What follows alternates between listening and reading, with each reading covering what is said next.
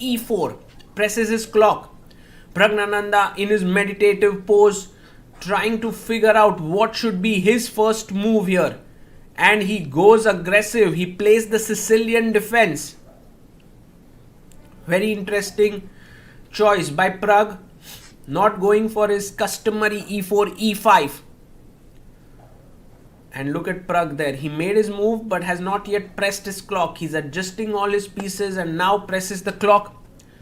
So Nodirbek, what is his move going to be?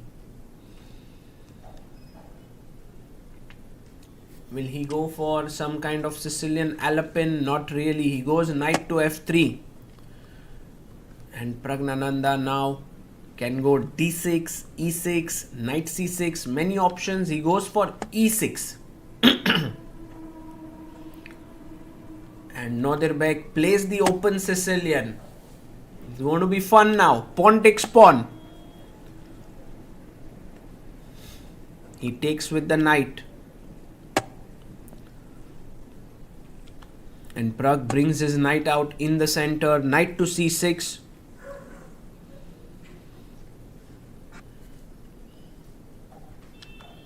And he goes for the main line. Knight to c3. Queen c7 is one of the main moves here.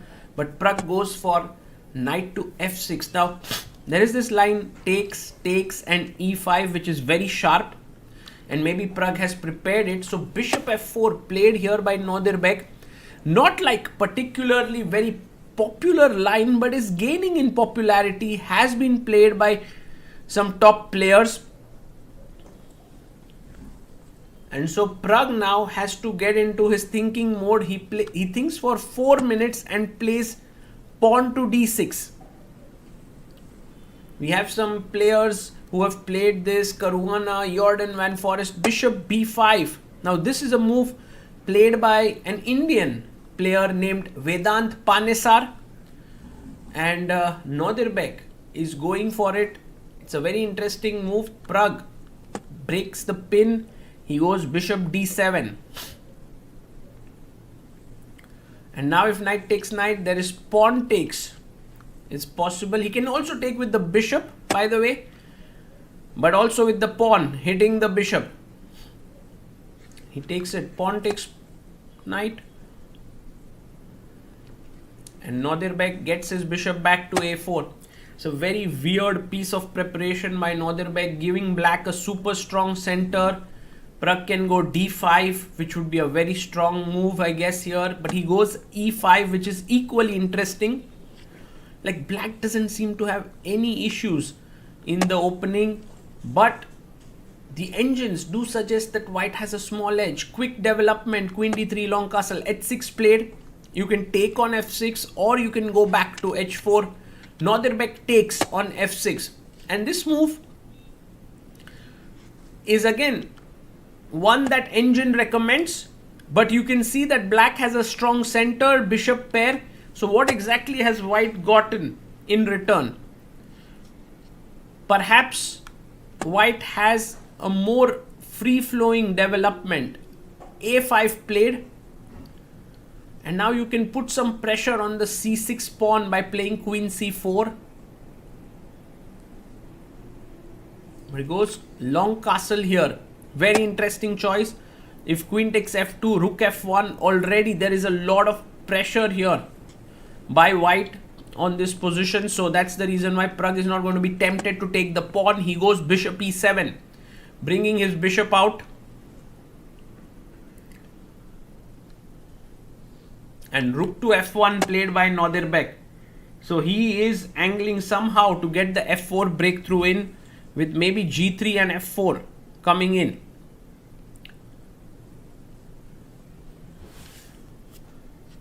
Prag decides to short castle here. And he has his play coming down the b file.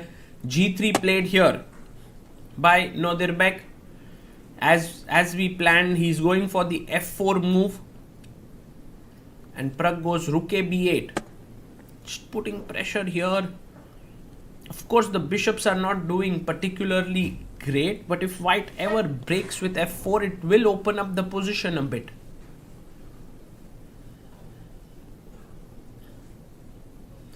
And so Nordirbeck plays pawn to f4.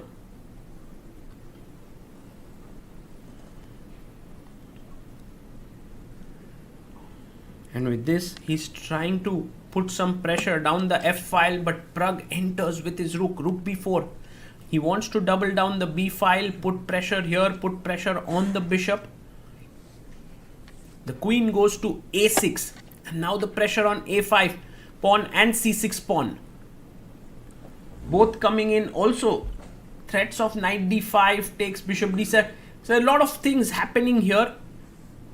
I believe Prag can just double down the b file, but he takes on f4. And now very important for Nordirbeck to play a move like a3, kicking the rook away, or queen takes a5, hitting the rook. Nordirbeck has more time on the clock. He has 53 minutes, but after 20 minutes of thought, taking this pawn is a big grave error, a huge mistake, because now rook f8 is extremely powerful.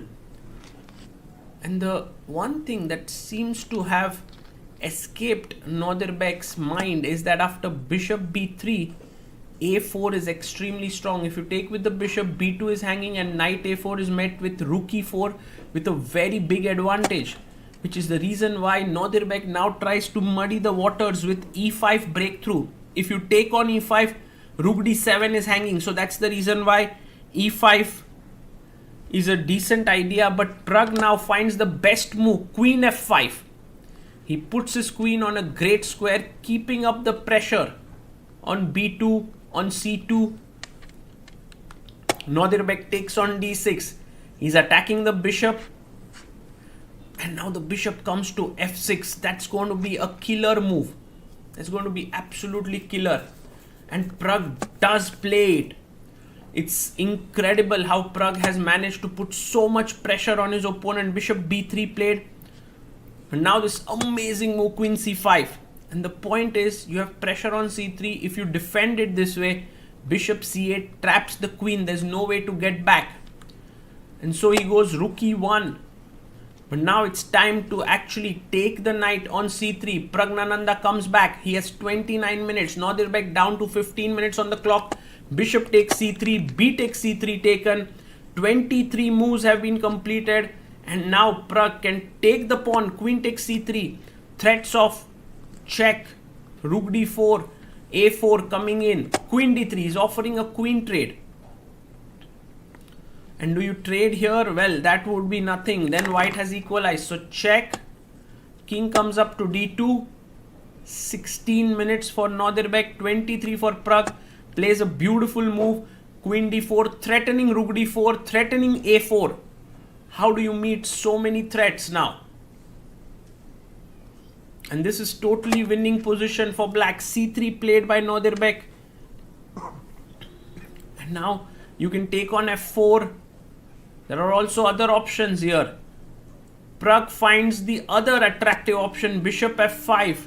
And basically he's saying, like, if you go queen e3, I'm just going to take on d6 with a check. So the queen has to move, but takes on f5. What a decision by Nordirbeck. He's like, if you take here, I'll take your rook. Then I have a bishop and a rook, and I'll try to fight with this pawn. But Praggnanandhaa, after some thought, goes rook d4. And I love this move because after cd4, queen f5, you will see that the d file has been shut down by white's own pawn. King to c3, and you go back queen d7, pick up this pawn. If you go rook e7, takes here, queen d6 is fine. He goes rook e5, and it's time for Prag to take on d6. There's a bit of time trouble that's coming in. Both players have roughly around 4 minutes on the clock, but have to make more than 9 moves to reach move 40. Prag plays this move, king f8. He doesn't want the rooks to be traded. He wants to continue attacking. King d3 played. And now a4 somewhere could work. He goes rook d8, and very quickly rook e4 played here by Nordirbeck.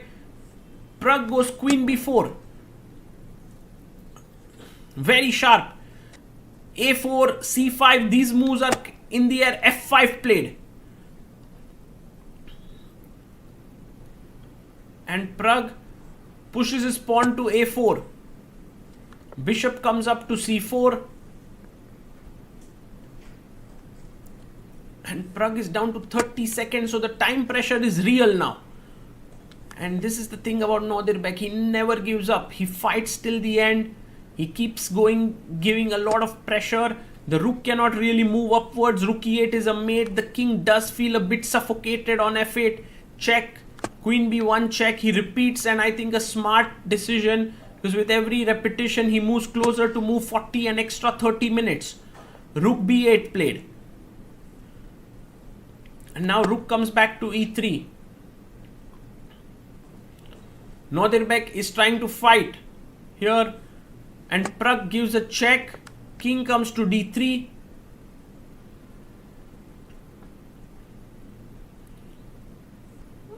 And once again a check, and we've reached move number 40. King c3.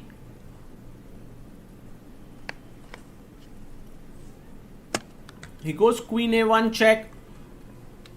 And king d3. You can see Prag's time on the clock, even after getting 30 extra minutes. He has been thinking here. He's come down to 18 minutes, and Nordirbek playing super quick. Finally coming down to 12 minutes, Prag finds this very nice move g6. With this, he's making square for his king to come to g7. And after f takes g6, well, Prag's idea is that he can actually play this check, and down to 10 minutes 50 seconds. Nordirbek is trying to put some pressure. You can't take fg6 because of rook f3 check. The king is too exposed. But Prag finds queen c1. He has calculated this. The thing about players like Praggnanandhaa is that when they invest their time, it's not for nothing. Rook b4. Beautiful move. And the point is now the c4 bishop is hanging. It doesn't have too many squares to go to. Rook e8 check. By the way, if you had taken on f7, I would go queen d1 check and pick up d4. So rook e8, king g7, and c4 is hanging. If the bishop moves, d4 hangs. So that's the reason why now Nordirbek goes for tricks. Rook g8 check. And is this trick of any particular value? No. King takes g8. Takes. And now if king f8, rook e8 check, and I queen. If you go king g7, I have rook g3 check, and then I queen. So very important now to play king h7. Brilliant move. The thing is, knight doesn't help at all because I just go king g7. So you have to make a queen. But if you make a queen, I take queen takes c4. So he makes a queen.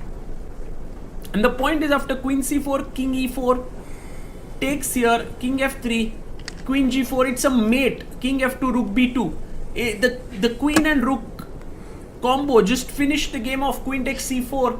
And Nordirbek has nothing. If he goes back king d2, there is rook b2 with a mating attack. And so he resigns here. Praggnanandhaa beats Nordirbek and ties the score. Sindarov also drew his game, which means that we have a three-way tie at the top. What a game by Praggnanandhaa here. Winning on demand. Tying for the top spot in the final round. And this is a huge result. We are now in for tie breaks. The tie break rules, the arbiter comes in and explains to them that there will be a double round robin between three players in roughly around half an hour.